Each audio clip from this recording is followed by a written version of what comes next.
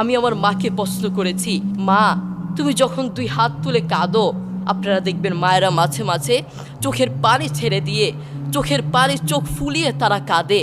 আমি আমার মাকে প্রশ্ন করেছি, মা তুমি যখন দোয়া করো তখন তুমি বলো তুমি সবার আগে কার জন্য দোয়া করো? সেই মা কি বললেন জানেন? সেই মা কি উত্তর দিলেন জানেন?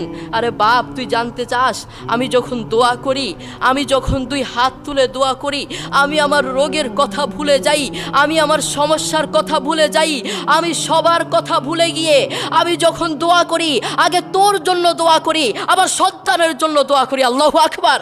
মোহাম্মদ সাল্লাল্লাহু আলাইহি ওয়াসাল্লাম একবার ওমর রাদিয়াল্লাহু তাআলা আনহুকে ডেকে বললেন, শোনো ওমর, হজ করতে ওয়াইস কারনী নামক একজন ব্যক্তি আসবে, তুমি তার কাছে দোয়া চেও, তার কাছে দোয়া চাইলে দোয়া কবুল হয়ে যায়। ওমর রাদিয়াল্লাহু তাআলা আনহুর মতো এত সম্মানিত একজন সাহাবীকে বললেন ওয়াইস কারনীর কাছে দোয়া চাইতে। তার কারণ কি জানেন?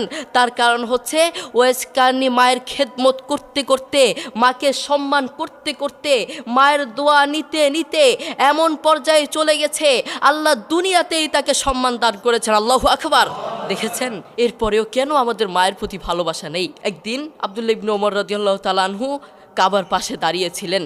তিনি দেখলেন একজন যুবক তার মাকে কাঁধে করে করে তাওয়াফ করাচ্ছে।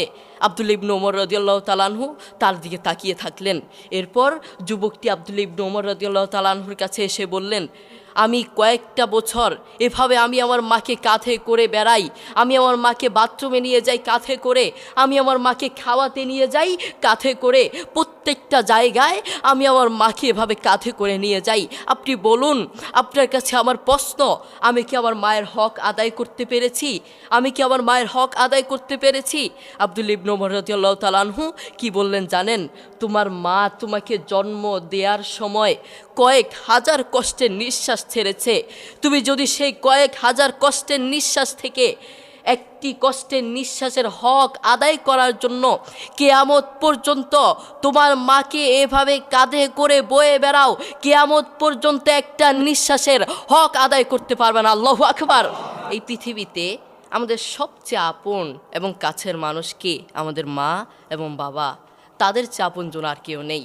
আমাদের উচিত তাদের সাথে সুন্দর ব্যবহার করা, তাদের সাথে সুন্দর আচরণ করা। বন্ধু, আমি তোমাকে বলতে চাই, সবসময় মায়ের পাশে থাকার চেষ্টা করবা, মায়ের খেদমত করার চেষ্টা করবা, মাকে সহযোগিতা করার চেষ্টা করবা। কখনো একটা কাজ করবা না, সেই কাজটা কি? সেই কাজটা হচ্ছে কখনো মায়ের বদদোয়া নেওয়ার চেষ্টা করবা না।